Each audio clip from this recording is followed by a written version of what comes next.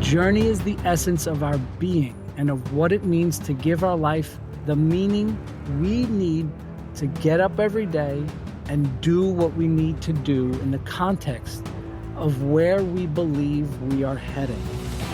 Our hope and the joy we can cultivate comes from the navigation, not muddled by the expectation of a rigid destination.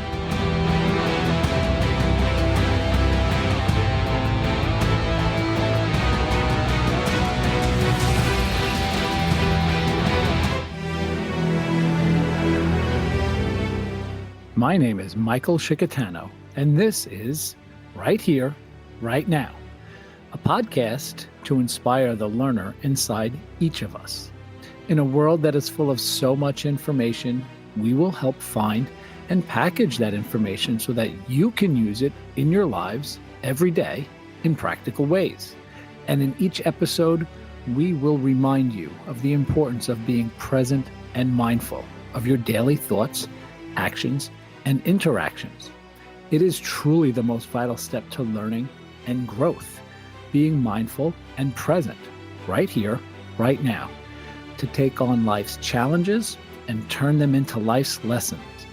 So come on this venture with us, a new beginning, a new journey that starts right here, right now.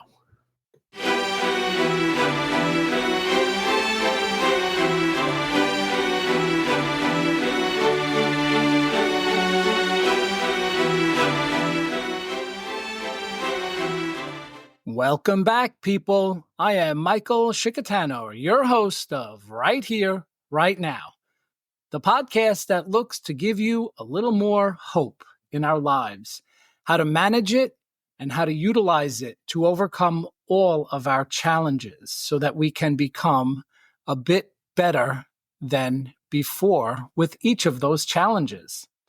So this is part 2 of the 2-part series on hope. I suggest that you go back and listen to part 1 from last week. You really would need to do that for this episode to make a little more sense, where part 1 talks a little bit about what hope is, what it isn't, how we can harness its power, why it's not exactly quite like optimism, and it really sets us up for a great conclusion today here, people. Enjoy the rest of this episode and let's get right into it. And hope serves as a powerful antidote to despair and anxiety by providing a sense of purpose and direction and action. It acts as a motivational force, driving individuals to pursue goals and navigate challenges. And when we face adversity, hope allows us to envision a better future and fosters resilience, helping us endure difficult circumstances by inspiring the action needed to use those obstacles we face to make things better, to make us better than we were had we not faced these obstacles.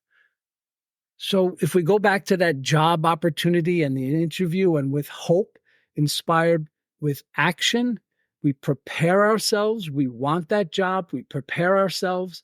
We do our very best. And doing those things, taking the action, gives us the better chance for getting that job and also sets us up, in case we don't, for that next opportunity.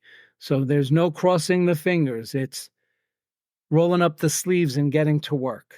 And again, in times of despair and when things don't work out, I think hope is there as an anchor, grounding us with the belief that things can improve and we can make things better. We can become better people. It's tied to action, and it provides a psychological buoyancy here, preventing us from sinking into the depths of despair. Hope encourages problem-solving behavior, proactive behavior, empowering behavior for us to take steps toward that positive change.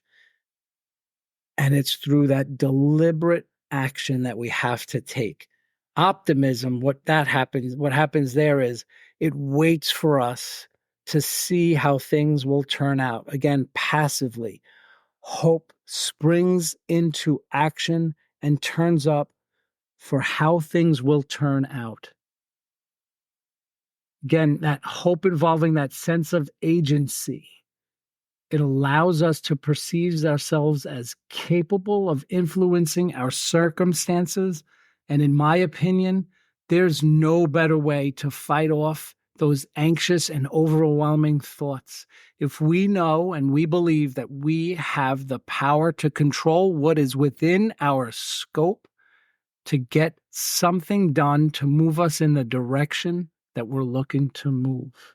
And it's all about movement and action, people. And again, that perceived control or that apparent control over our destiny significantly reduces anxiety, and it fosters a belief in our ability and capacity to shape our very next moment in life. We're not controlling the outcomes here, but a tendency to influence the outcome in some way. Pretty big distinction. And I think that's kind of tied to acceptance and less tied to the expectation that can kind of get in the way here. So we'll talk a little bit more about optimism. Again, that provides that broad positive outlook, right? It's broad, it's not so specific. Hope is targeted, it's goal oriented, and it's a mindset that not only brightens the present moment, but in doing so, it illuminates the path to a better future. And I love that, right? So that goal-oriented mindset that I have to take this action in this very moment will bring it back to mindfulness and being present in our moment. What do I need to do right now to get better and be better prepared and primed for what's to come in the direction that I want to go to? And if we light up the present moment with that hope, our future is also illuminated with that light. Embracing hope can be a transformative force. And I think for me, knowing a little bit more about this cognitive process, instilling action-oriented behavior, and that is what hope is about, was very transformative for me. And again, offering a resilient foundation to overcome challenges that we don't expect and that often kind of lead us down a darker path. Hope will definitely brighten the way no matter what comes. In fact, because of those challenges, with hope as another tool, another practice, our paths will be much lighter and brighter as we go. Optimism, again, going back there, it may not have the aspect of fear or an understanding that there is an uncertainty that we must face. I think we kind of get a little bit caught up there. Maybe even being optimistic is being okay with not knowing how things will turn out. And that's, I think, somewhat healthy, right? I'm not disparaging optimism here. I think optimism is a wonderful quality and characteristic to have. And it's certainly, I think, in certain contexts is very helpful. It's sort of this, this is a little bit too trite, but maybe c'est la vie, right? Optimism may bury this sort of or buffer us from this reality of uncertainty.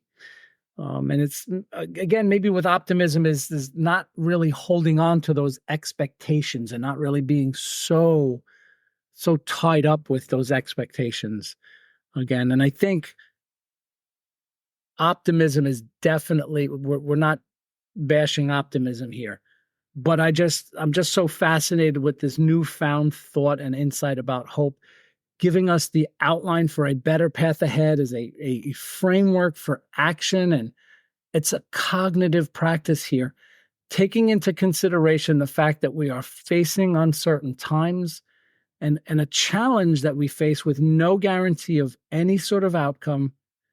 But we place those expectations lightly in the hands of what it is that we can do in this very moment about the circumstances that we are faced with. That's the power of hope. and how we cultivate it with all of life's barriers and challenges, understanding that those barriers are part of life and the challenges we'll face, knowing that we'll be thwarted from our original plan or what we're expecting in some sort of outcome we had vision. We can kind of pivot a little bit more in a nimble sort of way on our path to what we would like to see manifest in our future state. And we harness our curiosity again, really cultivate hope in asking ourselves a couple of questions here in the moment to help us set us up on the right path at the right time. And those questions are pretty simple. What is it that we want to see happen? Right. So we're kind of, jolted out of our, path that we thought we were cruising on. Something happens and we kind of just want to add, what do we want to see happen because of this challenge? And what can we do to make it more likely that this future state will happen? So again, a pause, a reflection, a mindful moment here, and ask ourselves those two questions. And I started the episode talking a little bit about potential, and I think hope is a wonderful gateway that can influence our potential. And hope sees what is possible and nudges you in the direction with a plan for action. Hope also considers our past experiences. Hope knows what we have been through and how we might at times frame our future through our past events, and hope grounds us in our failures and points out what we have learned from the challenges and even the traumas that we may have faced. I'm talking about hope with sort of this persona here. And I think it's kind of a nice way to think about it. Hope kind of teaches us we're not limited by our circumstances. And part of what hope is recognizes the constraints that we are living in, and we adjust accordingly with our head up, our hearts open wide, and with an openness and curiosity, again, like that of a child experiencing a life with little judgment and the pressure of expectation that can be crushing to hope, and the capacity with which the curiosity allows for free flowing of thoughts and emotions and ideas that lead to action, right? We find ways of figuring out how to create the bigness of life, regardless of the limited space and capacity that we believe that we may have in that moment. And while I was creating this episode, I began to wonder about what else hope can do for us, a sort of way of being hopeful about what hope can do for us. Hopeful about hope. That's interesting. Let's explore again. Can hope liberate us from our mindless existence? And how can hope help to transform each of us into more mindful beings? Right? What's this link between hope and mindfulness? I think it was just a really nice way to think about it, and especially what we talked about here, a link between being hopeful and being present in each of our moments right here, right now. I think it's a fascinating way to think about it, because I think having hope requires being mindful, and being mindful will lead you to having greater hope. Again, another beautiful and harmonious cycle of our tools and practices on a brighter path. And conversely, is being hopeless akin to mindlessness? Just some questions, pretty curious questions here. And kind of talking a little bit about paths and goals, I just want to touch on, we really need to know that there's no real attachment to a specific destination or a specific goal here. That doesn't mean, forget about the job that you're looking for. I think it means just knowing that whether you get that job or not, just not letting that crush you, knowing that maybe that job was not there at the right moment in time for you. And it kind of helps us with this aspect of acceptance. a pretty difficult thing to do at times. And I think we're always striving to be better, always reaching for new heights, looking for ways to come through the challenges that we must not avoid, the challenges that we must embrace to make our journey a bit more challenging and actually more interesting to learn about our capacity to endure, right? My goodness, what's that saying? Like, you just don't know how strong you are until you need to be that strong. You never really understand your strength and what you're capable of doing until you need to do that thing, whatever it is. And it's again our ability to show up in the arena, right? To slow down our racing minds and do what is needed to be done, to take action inspired by the hope that sparked that action. Criticize little, right? Don't judge anybody. Be easy on yourself. Criticize yourself a whole lot less. Be a lot less judgmental and more compassionate, right? Find ways to be better than before.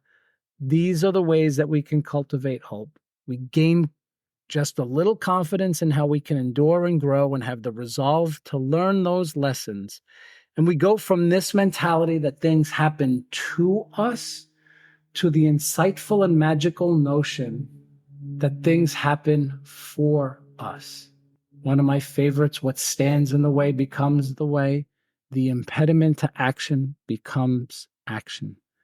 And perhaps hope is a little bit of what Marcus Aurelius was referring to in his magical insight that he wrote to himself in realizing that the obstacle is the way. The obstacles, the impediments, these are what hope shows up to conquer. These are what allow us to employ our hope to decide what action is best to take when the path ahead is seemingly blocked. And let's think of how we can use these principles, thinking of what could be in our lives, thinking of what we have done to overcome our challenges in the past, and how we can continue to develop our strengths from past experiences in this very moment. And once again, we must develop and embrace our sense of curiosity here, right? That supercharged superpower, the often overlooked, undervalued notion of having a curious mind and an open heart to what is possible.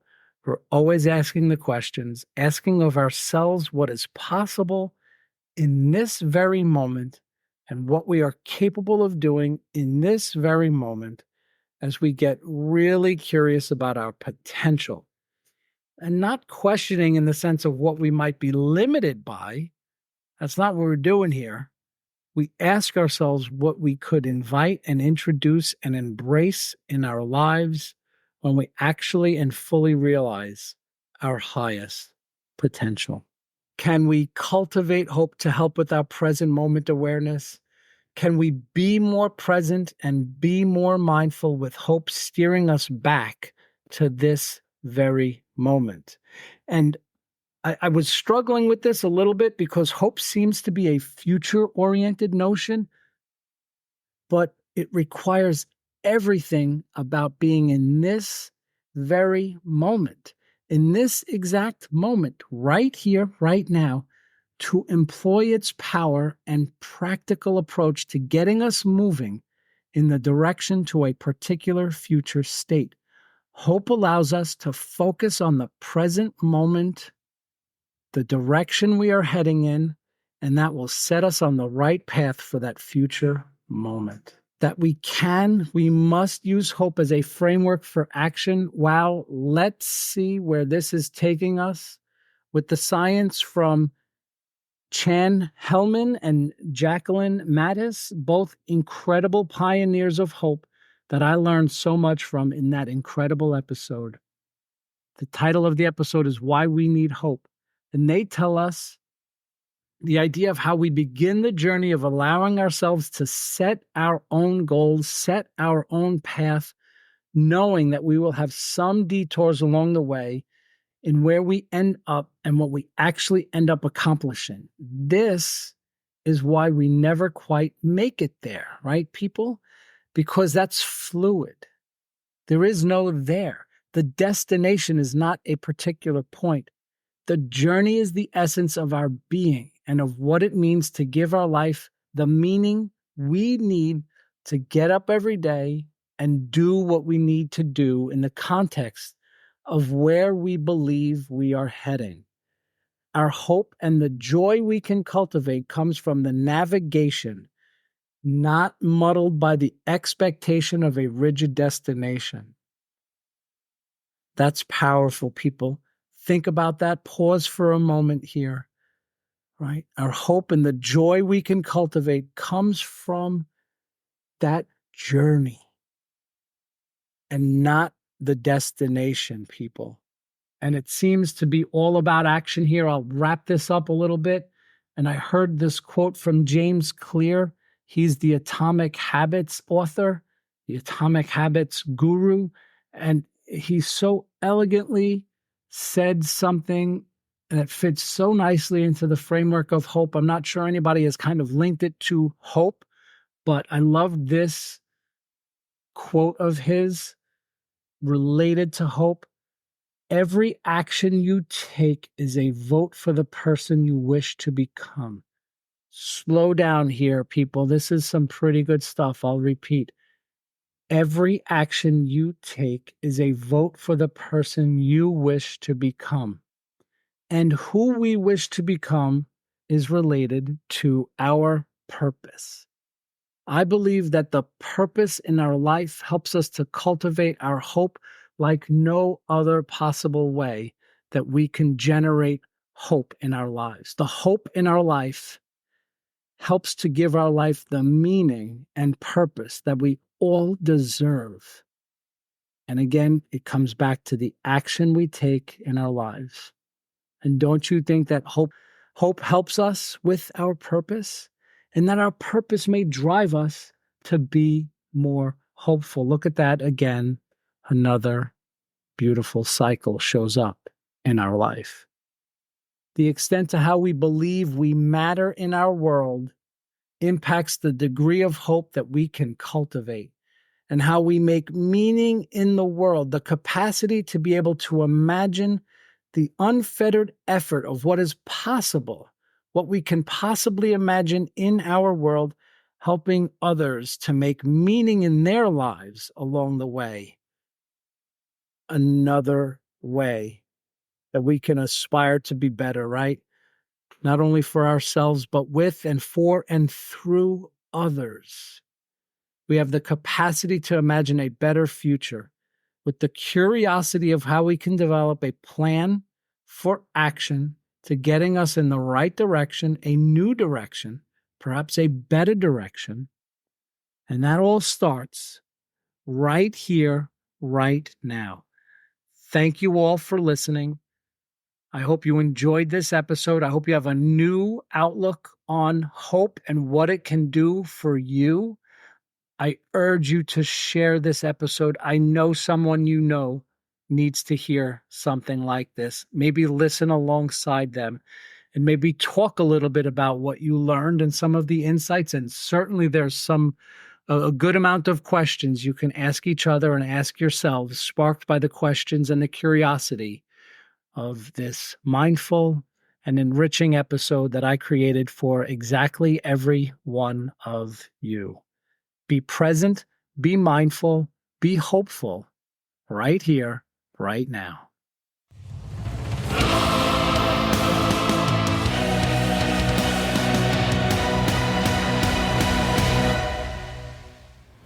Thank you for joining us. We'll see you next time, right here, right now.